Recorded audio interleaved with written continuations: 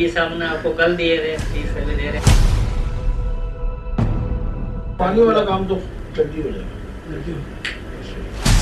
Programme सरेआम की तारीख का तकलीफ दे और मुश्किल तरीन स्टिंग ऑपरेशन।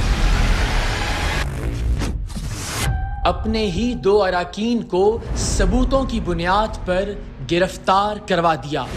उस बंदे से सवाल करना पड़ रहा है, 7 साल से साथ है। कसूरवार हैं हम, बिल्कुल। मैं अपनी बात करूं, मैं बाकी दूसरे की बात क्या करूं। कितने पैसे लिए होंगे अंदाज़ा? 30 लाख होंगे मेरे ख्याल से। मसलन आपके पास फ़ोन ही जो रिकवर होंगे कितने लाख के होंगे तकरीबन? हाँ, 4 लाख के होंगे। हमारा काम था लोगों को एक्सपोज करना, आज हम खुद एक्सपोज हो।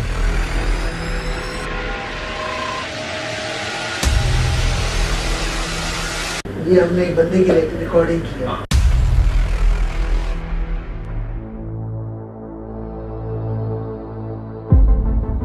मुझे कुछ समझ नहीं आ रहा कि मैं इस बात पर अफसोस का इजहार करूं कि प्रोग्राम सरेआम में 6-7 साल से काम करने वाले प्रोड्यूसर और असिस्टेंट डायरेक्टर करप्ट निकले हैं, या फिर इस बात पर इत्मीनान का इजहार करूं कि जैसे ही इन दोनों की करप्शन की कहानी सामने आना शुरू हुई, मुझ समेत टीम सरेआम के बाकी लोगों ने इनकी करप्शन के सबूत रिकॉर्ड करना शुरू कर दिए।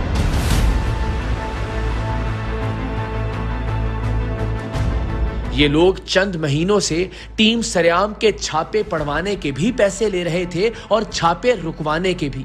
जाहिर है ये लोग मुझे जहां की खुफिया रिकॉर्डिंग लाकर देते, मैं वही छापा मारने का कहता, और जहां के हकायक या वीडियोस ये मुझसे छुपा लेते, मैं वहां कैसे कार्रवाई करता।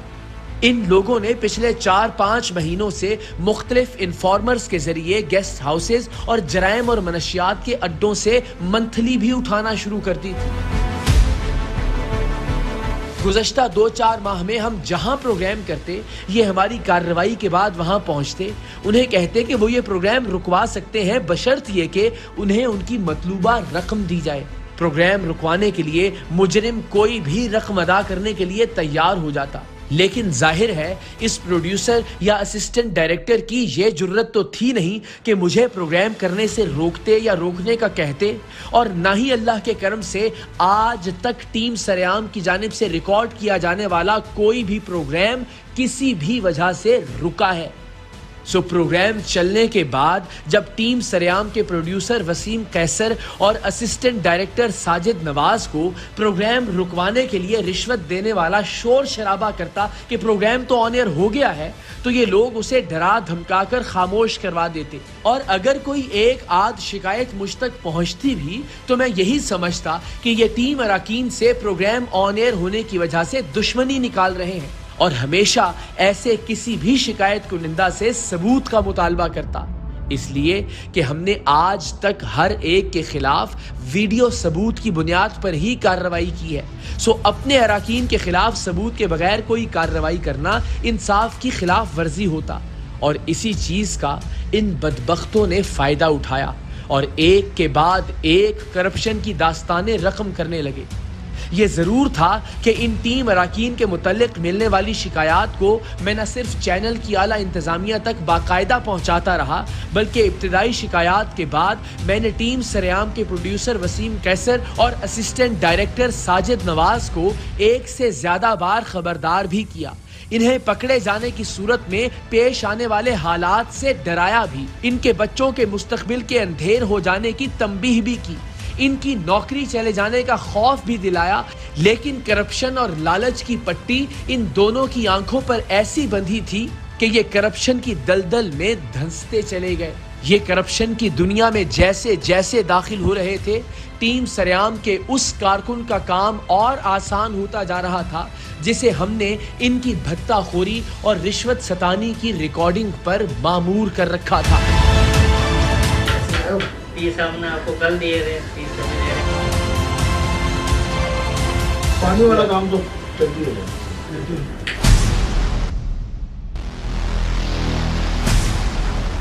ये हमने एक बंदे की रिकॉर्डिंग किया।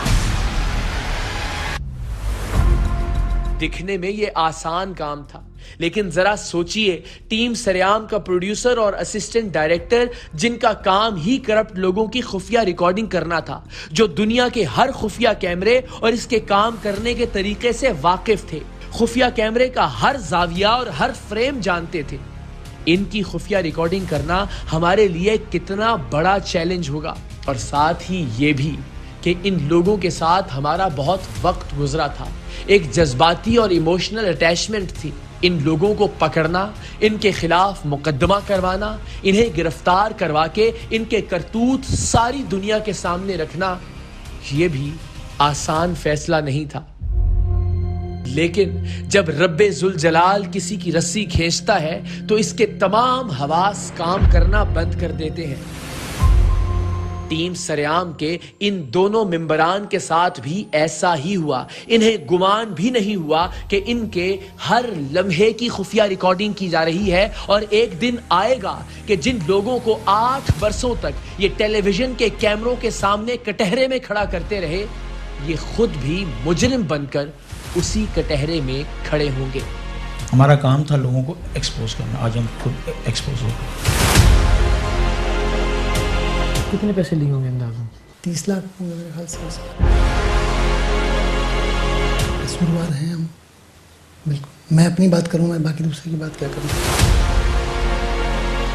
यह प्रोग्राम इस एतबार से भी मुश्किल था कि टीम सरेआम का प्रोड्यूसर और असिस्टेंट डायरेक्टर होने के नाते मुझ समेत हम सब का इन दोनों के साथ 7-8 साल का वक्त गुजरा था। सो इनसे एक जज्बाती वाबस्तगी भी थी और इनके लिए दिल में एक नर्म गोशा भी। लेकिन इंसाफ का तकाजा ये था कि अगर कोई अपना भी गलत कर रहा है और एक बार नहीं दर्जनों बार समझाने के बावजूद भी अपनी गलती और करप्शन से बाज नहीं आ रहा, तो उसे भी उसी तरह से बेनकाब किया जाए जैसे किसी भी दूसरे शख्स को करते आए हैं। टीम सरेआम के प्रोड्यूसर वसीम कैसर और असिस्टेंट डायरेक्टर साजिद नवाज को पकड़ना और दुनिया के सामने इनके मकरूह चेहरे दिखाना इसलिए भी जरूरी था कि ये रमजानुल मुबारक में ARY डिजिटल नेटवर्क के सेगमेंट नेकी में आने वाले मेहमानों से भी माल बटोरने की प्लानिंग कर रहे थे, क्योंकि हर साल रमजानुल मुबारक में नेकी के मेहमानों को लाइन अप करने की जिम्मेदारी इन्हीं लोगों को दी जाती है। इनमें शामिल हमारे मुखबर की इत्तला थी कि ये नेकी के मेहमानों को ट्रांसमिशन में बिठाने से पहले ही उनके नाम के अकाउंट्स खुलवाएंगे और उनकी चेक बुक्स पर पहले ही उनके दस्तखत करवा के अपने पास रख लेंगे, क्योंकि ARY और ख्वाजा गरीब नवाज ट्रस्ट सबसे महफूज तरीके यानी क्रॉस चेक के जरिए ऐसे हकदार लोगों को अदायगियां करता है। लेकिन चूंकि मुतल्लिका हकदार फैमिलीज के साइन शुदा चेक पहले से ही इन लोगों के पास होंगे, तो वो सारी रकम खुद निकलवा लेंगे, कुछ पैसे हकदार फैमिली को देंगे और बाकी खा लेंगे।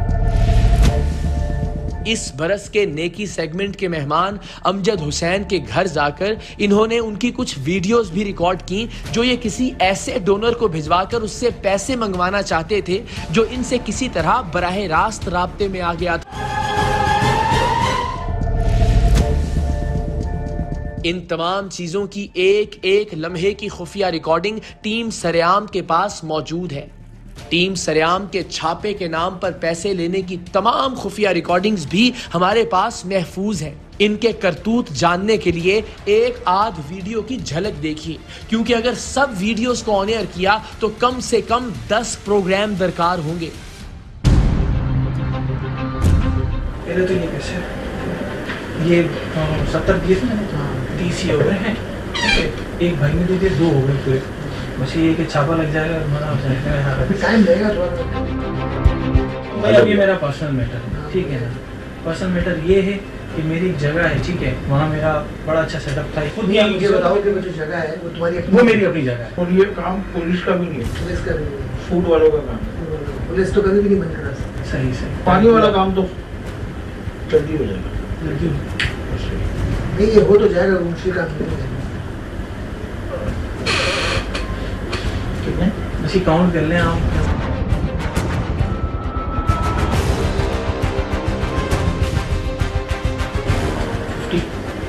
भाई ये मेरा मैटर अलग है, बाकी फिर क्या सीन है तुम्हारा? कोई जमीन का मसला है। हमने अपने बंदे लगा दिए हैं। जब भी तुम्हें बुलाया कि हमने तुम्हें बता के देखो तुम्हारी जमीन ज्यादा है, ये हमने एक बंदे की रिकॉर्डिंग किया। 4 तो वैसे वो मांग रहे हैं इस बार। हाँ, पैसे लाए हो? या पैसे रहे दे दो और क्या, इसके लिए आए हो। कितने लाए हो? 30 लाए हो। तुम भी तो काम, तुम 5 एकड़ जमीन तुम्हें पता कितने की है? भाई 30 हमने आपको कल दिए थे, 30 अभी दे रहे हैं। सारे लड़की वाले काम कर रहे हैं इसमें हमारे, है ना?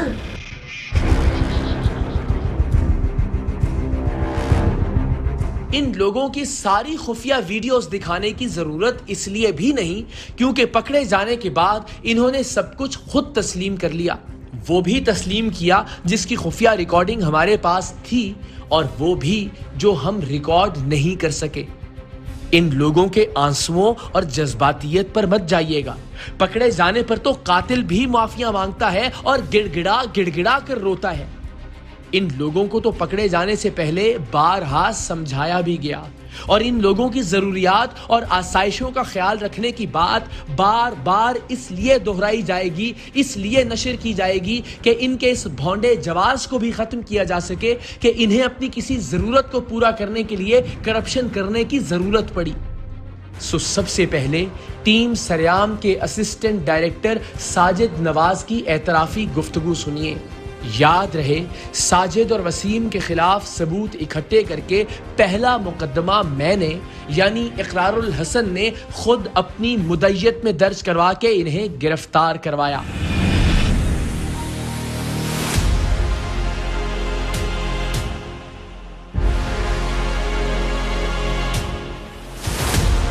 कितने शोज में पैसे लिए आपने? और मैं गिनवाना शुरू कर दूंगा एक एक करके, आप बताइएगा। एक तो बेसिक जो था, हमने पहले तो ये बताएं कि धंधा शुरू कब से किया, क्या हुआ था, ऐसा क्या हुआ था, जहन में क्या चीज़ थी, क्या आपने आपने समझाया, क्या जवाब दिया कि पैसों की कमी वो नहीं होती थी, पूरी नहीं होती थी। पैदा करने वाली जात की कसम है, इन लोगों की बच्चियों की शादी, स्कूल फीस के इखराजात, घूमने फिरने के लिए रकम और घरों के किराए अपनी जेब से अदा करने का जिक्र मैं अपनी बड़ाई बयान करने के लिए नहीं कर रहा।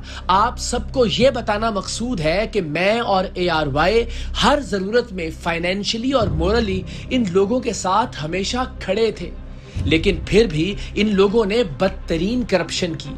सो ये अपनी जरूरियात को जवाज बनाकर हमें और खुद को धोखा दे रहे हैं। अब मेरी बात सुने, क्या कभी ऐसा हुआ कि आपने मुझे किसी चीज़ के लिए कहा नहीं और मैं खड़ा नहीं हूँ आपके साथ? आपने मेरी बेटी की शादी के लिए भी किया, आप लोगों के ट्रिप का दौरान किसी के हॉस्पिटलाइजेशन का कोई मसला, आप अपने हाथों से हर महीने कितने पैसे देते थे लोगों को जो मैं आपको ट्रांसफ़र करता था? तकरीबन 2-2.5 लाख रुपए। एक तो वो एवरेज हर महीने जाता था ना, ऑपरेशन, किसी की शादी या जहेज़ का सामान आप ले, आपका पूरा रिकॉर्ड है ना, मुझे तस्वीरें भेजते थे, वाफ़ी जहेज़ ले लिया, आपने पैसे दिए थे।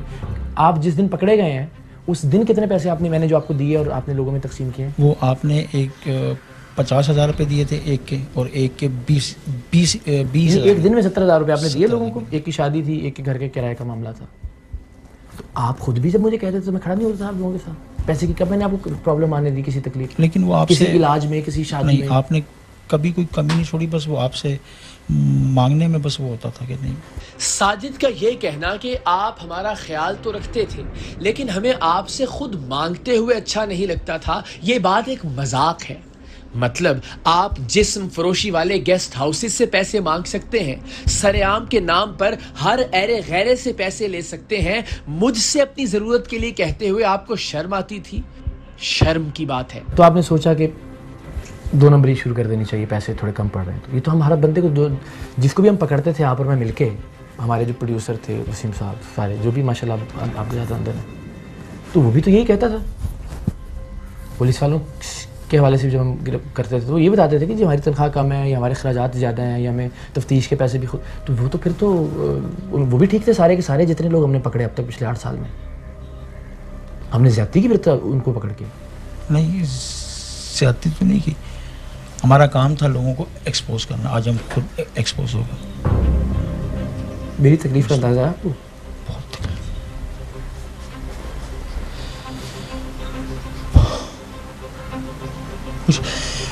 बेटी होगी,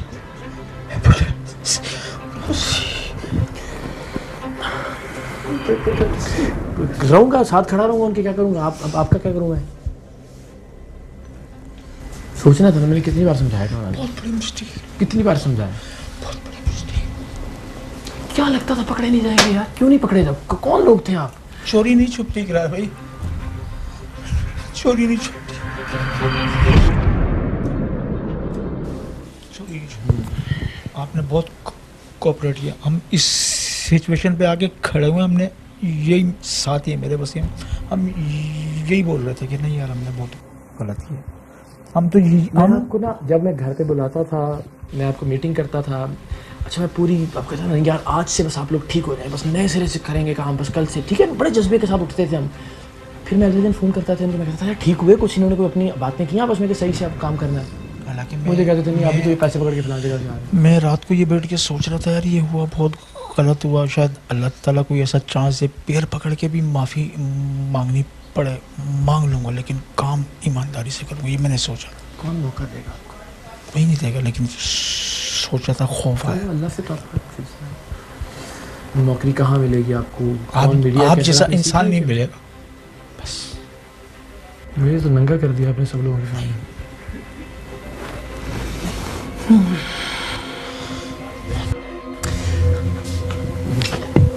चलो बस ये समझ के कि जो किया है, और ये देखो इधर जमीन पे पैसे उठाते हैं ना साजिद भाई, मेरी बेटी अपनी माँ ने दोनों ने पकड़ अल्लाह मालिक है उनका, जहाँ अल्लाह ताला ने इतना बड़ा किया उनको ठीक नहीं। मैं ये करना सर फेस करे ना सामने, नहीं कर सकता।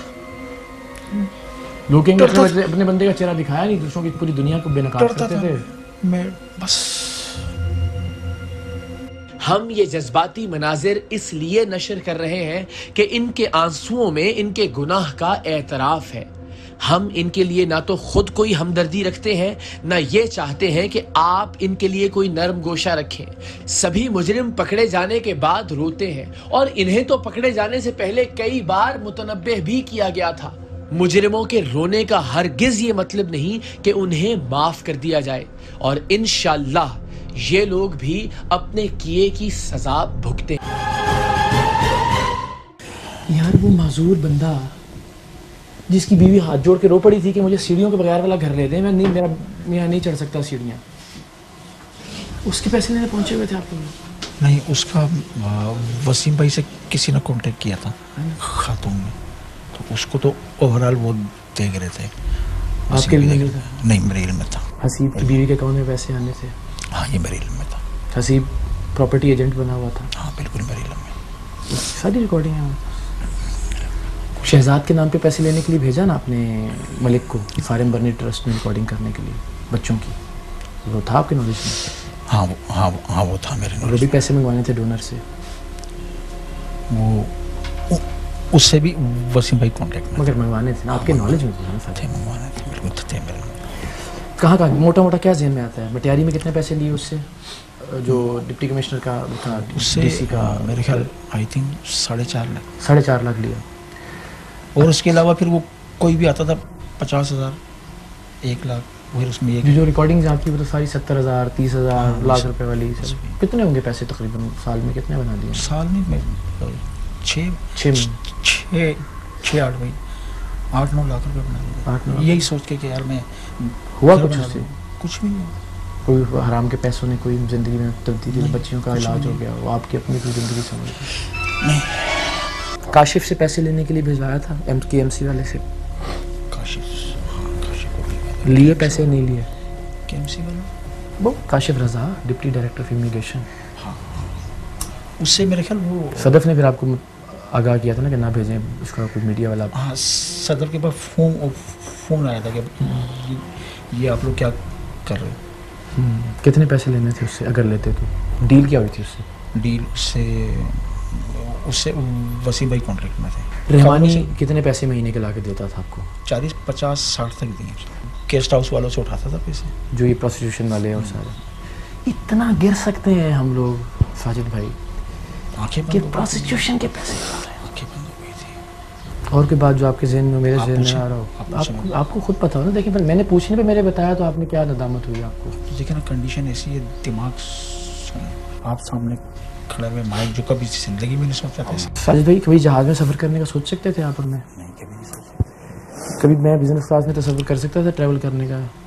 हम 5 स्टार होटलों में रुकते थे, जो खाना चाहते थे खा सकते थे, बजट हमारे हाथ में होता था सरेआम का। कोई ऐसी चीज़ जो सरेआम के लिए ना मिलती हुई इदारे की तरफ से। गाड़ियाँ घर से पिक करती थी, हमारी औकात थी ये? नहीं, हमारी औकात नहीं थी, सब हमें दिया, एयरवे ने दिया। फिर क्या मसला था? बस नहीं पता ना बॉस, कुछ आप किसी भी चीज़ के पैसे उठा लो यार, मतलब यार बेवाओं के, यतीमों के, माजूरों के पैसों पे अगर आ गए हो और प्रोसिक्यूशन के पैसे उठवाना शुरू कर दिए हैं, लाठी बड़ी बेवा। नीयत अगर ये होती कि यार वो 35 लाख आएगा, हम ख्वाजा गरीब नवाज ट्रस्ट में डलवाएंगे, इसको घर लेके देंगे इस फैमिली को, कैसे रंग लगते हैं। किसी की बददुआ तो लगी होगी ना? बिल्कुल लगी। सच में अल्लाह को आज़ान जान के बताना, आप किसी इन्फ्लुएंस में आप ये बातें कर रहे हैं? नहीं, बस किसी दबाव पे? नहीं, अफसोस है, ज़मीर का दबाव है। दबाव है। क्या सोचा पिछले 1-2 दिन में आपने? मैंने बहुत बड़ी गलती की। अभी मैंने आप जब बात कर रहे थे मेरा दिल हिला, आपकी आंखें एकदम लाल हो गई थी बात करते हुए। कोई ज़्यादती तो नहीं हो रही आपके साथ? और अगर हो रही है तो हमने 8 साल में सबके साथ ज़्यादती की है, इसका मतलब? नहीं, कोई ज़्यादती नहीं, मतलब एक कानूनी कार्रवाई हो के अगर तो आप समझते हैं कि ज़्यादती, तो इसका मतलब हम फिर 8 साल से ज़्यादती कर रहे थे लोगों के साथ। नहीं, तो अगर हम उनको जेन्युइन पकड़ रहे थे, सही पकड़ रहे थे, उसी तरह से हमने, आप खुद पकड़े गए आज, तो ठीक हुआ इसका मतलब। अच्छा, नवाब का और दूसरे का क्या नाम था? नवीद। क्या रोल था? आपने फ़ोन करके मना किया उनको? जिस दिन हमने डिसाइड किया कि आप मुझे किनकी शिकायतें आ रही हैं, मैंने कहा इनको पकड़ें, फिर उनके खिलाफ सबूत रिकॉर्ड करें।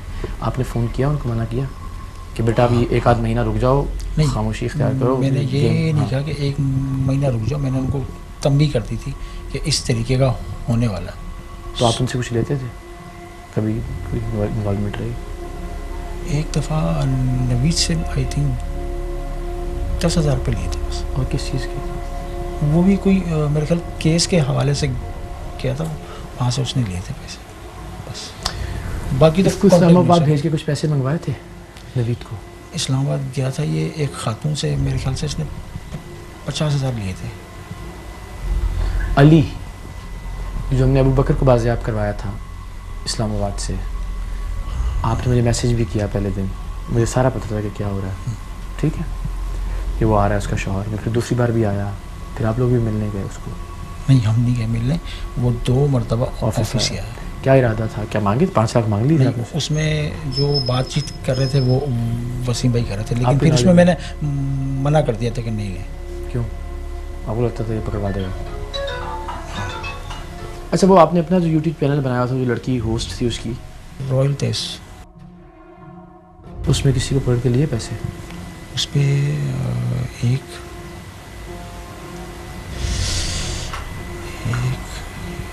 एक दफ़ा लिए थे शायद। कितने? वसीम भाई ने लिया था 45 या 50,000 लिए थे। हाँ, जब हमने की बेटी की को उसके शौहर की उससे कैद से आज़ाद करवाया था, तो SHO उसके साथ आपने आधे थे किए पैसे? SHO ने 10,000 रुपये दिए थे। और किस चीज़ के थे? यार सोचो, साजिद नवाज टीम सरेआम, SHO से 10,000 रुपये ले रहे हैं आप। ऐसा ये क्या स्टेज आ जाती है इंसान के ऊपर जो अपने म्यार से नीचे गिर जाता है? बस वो कभी एक बार मैंने कोई ऑडियो नोट, देखिए मुझे कोई खौफ होता ना साजिद भाई कि मैंने कभी ज़िंदगी में 7 साल की रफ़ाकत में कोई ऑडियो नोट आपको ऐसा किया होगा कि जो आप लीक कर सकते हैं। मुझे ये डर होता कि यार 7 साल के सफ़र में आपके खुफिया कैमरे 24 घंटे ऑन होते थे, मैंने कोई लफ्ज़ ऐसा बोला होगा कि जिस पे आप सोशल मीडिया पे डाल देंगे बाद में। मुझे कोई डर होता है कि मैंने कहीं एक जगह पे कोई 1 रुपये की बददियानती या बेईमानी की हो, तो मैं आप दोनों को कभी ज़िंदगी में नहीं पकड़वा सकता था उस खौफ की वजह से। बिल्कुल सही कह रहे हैं। ये ना सीना चौड़ा करके बंदा खड़ा तो होता है कम से कम। अब इसका हल क्या बताएं?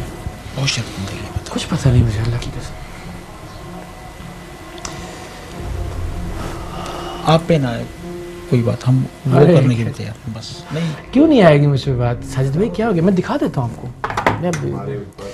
कैसे नहीं आएगी यार? नहीं वो भी नहीं है, सोशल मीडिया की चीज़ दिखा देता हूँ आपको। नीचे 10 में से 2 लोग पूछेंगे सवाल कि भैया कैसे हो सकता है कि आपने मलबा सारा डाल दिया इनके ऊपर और आपको खुद पता नहीं था कुछ। मैं दिखा, सारे लोग ज़ाहिर कोई साजिद भाई कोई आप भी हो ना, सिंपल वो कहेंगे मलबा नीचे वालों पे डाल दिया है। कोई भी किसी के जहन में भी आ सकता है कि यार कैसे हो सकता है कि खुद ये इन्वॉल्व ना हो और नीचे के लोग इन्वॉल्व हो। अल्लाह ताला की ज़ात जानती है। और फिर वही बात है, तो इज़्ज़ो मंतशा व तुज़िल्लु मंतशा।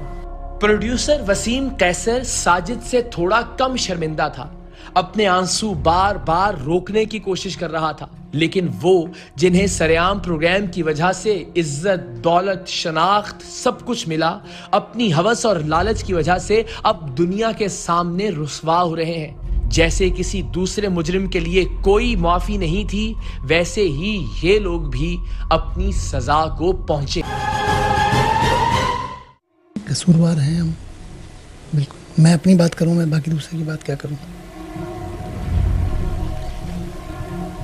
क्या वजह थी? वो बता रहे हैं कि वो कह रहे थे कि जी हमारी तो तनख्वाह कम थी, तो मेन तनख्वाह थी, पर थोड़ी लालच। क्या कर कितनी तनख्वाह थी आपकी? बताया ना सारी दुनिया को। आज 65,000 रुपये कम है तनख्वाह ये। 18वें ग्रेड के अफसर की भी तनख्वाह 65,000 नहीं है। आपके कितने खर्चे थे जो आपके अपने होते थे? गाड़ी आपको खुद दफ्तर की हर वक्त मुयसर होती थी आपकी? जी। कोई ट्रैवलिंग एक्सपेंस आपका? नहीं। ज़ीरो। पूरा पाकिस्तान घूमते थे? जी बिल्कुल।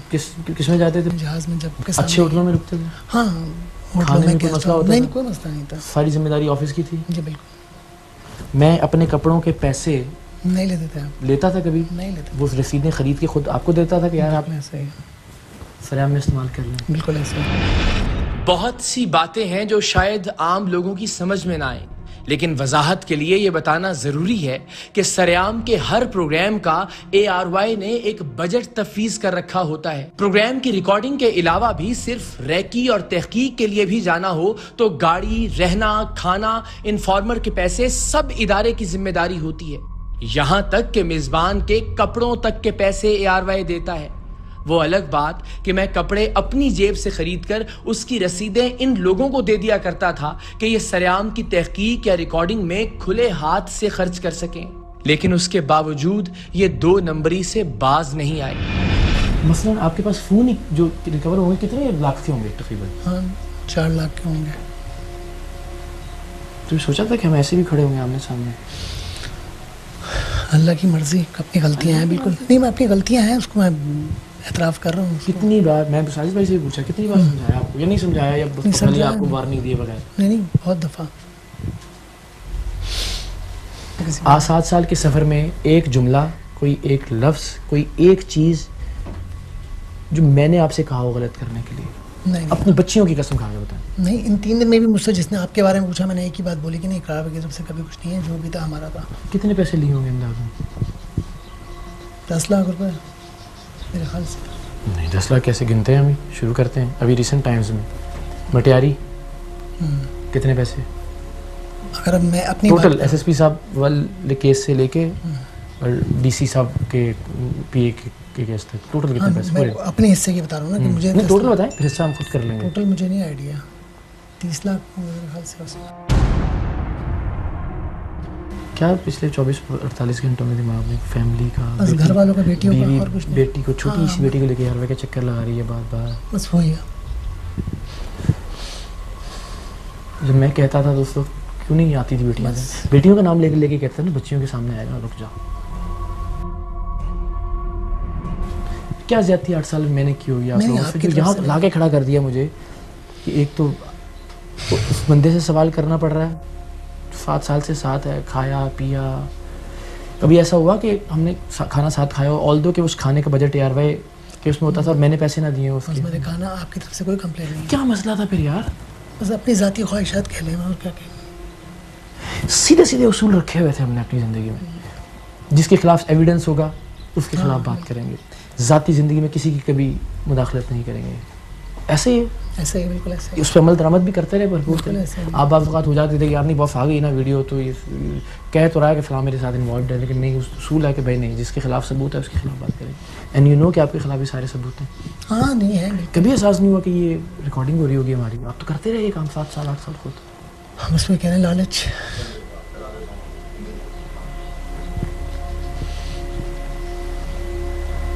क्या चाहेंगे बदल जाए ज़िंदगी में? बस बेटियों का सोच रहा हूँ बस, और बाकी तो कुछ नहीं सोच रहा। उनके लिए प्रॉब्लम हो, एक बार ये गलत काम करते हुए सोचा बेटियों का? बस उन्हीं की ख्वाहिशात पूरी करने के चक्कर में। अब क्या करेंगे वो? आप आपस में क्या बातें कर रहे हैं जब से साथ हैं?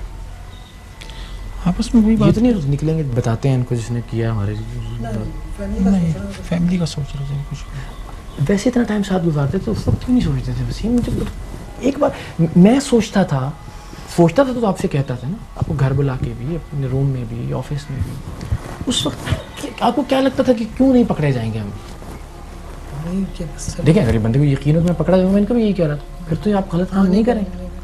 तो कहीं बंदे को ये होता ही ना कि मैं निकल जाऊँगा इस सिचुएशन में से। आपको HR ने नोटिस भी दिया, उस वक्त ही बंदा संभल जाता है। बस वही लालच। आपको ये अंदाजा है कि सारी रिकॉर्डिंग्स हैं हाँ, वही आपको है। देखने की जरूरत है? नहीं आपको शक भी था वैसे? हाँ, लोग मुझे बार पता बार है। कैमरे में देख रहे थे। मैंने उनको बोला था आप रिकॉर्डिंग कर रहे हो, मैंने कहा सेफ साइड कर रहा हूँ, मैंने कहा चलो ठीक है। तो ये मुझे बताएं 7 साल का तजुर्बा आपके काम क्यों नहीं आया? एक्सपीरियंस है ना? ट्रस्ट। ट्रस्ट तो मैंने जितना आप पे किया। हाँ, आपकी तो बस बात ही नहीं कर रहा मैं। आपने तो हमारा हमेशा किया, आपकी तो बात ही नहीं कर रहा। यार मुझे एक बात बताएं, घर की औरतों को इस्तेमाल करते हुए थोड़ी सी शर्मिंदगी नहीं? अपनी बीवी के नाम पे पैसे मंगवाना, अपनी भाभी के अकाउंट में पैसे मंगवाने का सोचना, अपनी बीवियों से ये सारी बातें उनके नॉलेज में होने के बावजूद नजरें मिला के बात कैसे करते थे आप लोग?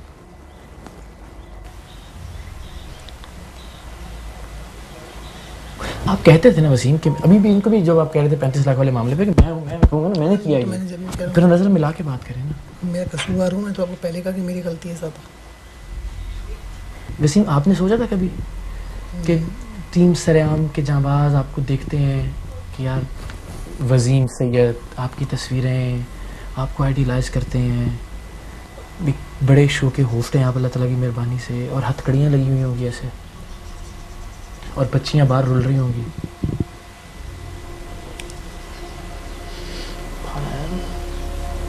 किधर जाएंगे वो? सड़कों पे जलील होंगे ना आप सारी ज़िंदगी। अब मुझे आप बताएं, ये सारे पैसे आपने मिलियन भी कमा लिए होंगे, किधर खड़े हैं खर्च हो पैसे? जाते हैं सारे पैसे, बचता ही नहीं है कुछ। क्या बरकत थी इनके अंदर? हाथ के हाथ खर्च हो जाते थे, सेविंग हो ही नहीं पाती थी। एंड अगेन मैंने इनसे भी पूछा कि मुझसे क्यों नहीं, मैं तो सोचता था कि यार मैं इनके सामने मिसाल बन के खड़ा हूँ कि आपके ख्याल में एवरेज हर महीने का क्या खर्चा होगा मंथली, और वो मिला के जो हम बीच बीच में करते थे मुख्तलिफ चीज़ों के लिए, मेरी ज़ात की तरफ से जो जाता था? 4-5 लाख 3 लाख 4 लाख देते थे। अच्छा, मेरे पास किधर से आते थे ये पैसे? सैलरी से। और कौन सा जरिया है आमदन? कौन सी डोनेशन है? मैंने इस तरह की NGO खोली हुई थी क्या कि लोगों से पैसे ले? आपका तो बस कभी हमने बोला ही नहीं। नहीं, मैं सवाल पूछ रहा हूँ ना, अपनी ज़ात से देता था। हाँ, हर महीने जब अगली बात तो मैं कहता था तनख्वाह आएगी तो मैं पैसे भेजूंगा, और तनख्वाह आती, यानी मेरे पास उस महीने की तनख्वाह खत्म हो जाती थी। इसका मतलब तो मेरी कोई चीज़ आपको इंस्पायर नहीं कर सकी। और 6 साल इंस्पायर की, 6 साल बिल्कुल सही थे, बीच के 2 साल आके मैं इस बात का जिक्र इसलिए कर रहा हूं कि वसीम और साजिद हर महीने मेरी जाती जेब से दिए जाने वाले तयशुदा 2-2.5 लाख रुपए तो मुख्तलिफ खानदानों तक पहुंचाते ही थे। इसके अलावा भी मेरी अपनी तनख्वाह से लाखों रुपए इन्हीं लोगों के तवस्सुत से हर महीने मुस्तहिक अफराद तक पहुंचते थे। मैं सोचता था मुझे देखकर, मुझसे सीख कर ये लोग राह रास्त पर रहेंगे, लेकिन मैं गलत था। अब तो ये आपने काम ही वो नहीं किया कि जिस पे चले कोशिश करेंगे कि बेल हो जाए। मैं फिर कह रहा हूँ अल्लाह आसानी पैदा किया।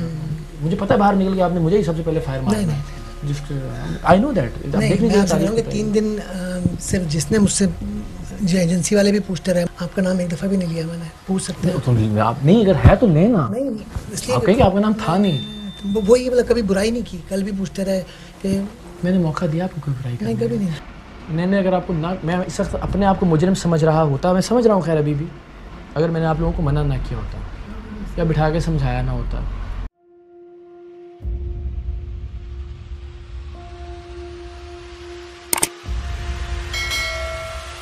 अस्सलाम वालेकुम नाज़रीन, आप देख रहे हैं प्रोग्राम काशिफ अब्बासी के साथ। आज वेलकम बैक नाज़रीन। प्रोग्राम सवाले के साथ मैं हूं मारिया।